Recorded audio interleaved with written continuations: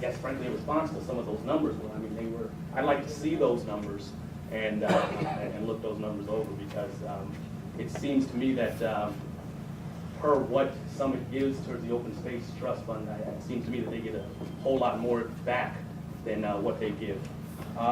Issues with their taxation. Two things. One is that they've actually, up until now, received $3 million more in open space than they've paid into it.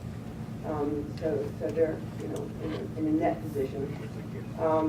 And also something that people overlook, in all of our towns, we need to repave and redo roads and light signals and things like that.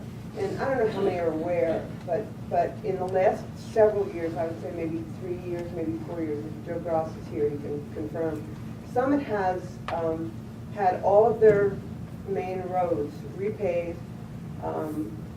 new signals put up, the signal at Morris and Glenside, which was critical to Summit for all the traffic that goes through that area, the signal at Morris and Springfield, every signal along that corridor and the traversing corridor has been replaced, and those roads have been repaved. That was a multi-million-dollar project. So we're not taking money from any town and just saying, well, it's in our coffers, and we're just going to keep it. We're giving it back. We're doing the things that need to be done in all 21 of our towns. And I think it's very important for people to understand that. And just so that we're straight on this, I don't have anything against Summit. I was born and raised in Summit. I still have family there. Summit's my hometown. But they're being a little unreasonable, I think. I think in their open space request to cut the tax in half, when in fact they've already received more than they've put in. And with regard to the taxation issues, I think they're being a little unreasonable. I just needed to get that off.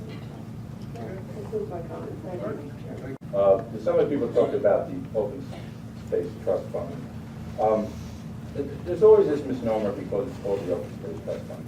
Actually, that's probably the smallest part of the trust fund. A lot of what goes into recreation, historic development. We spend millions just on historic preservation over the last 10 years or so.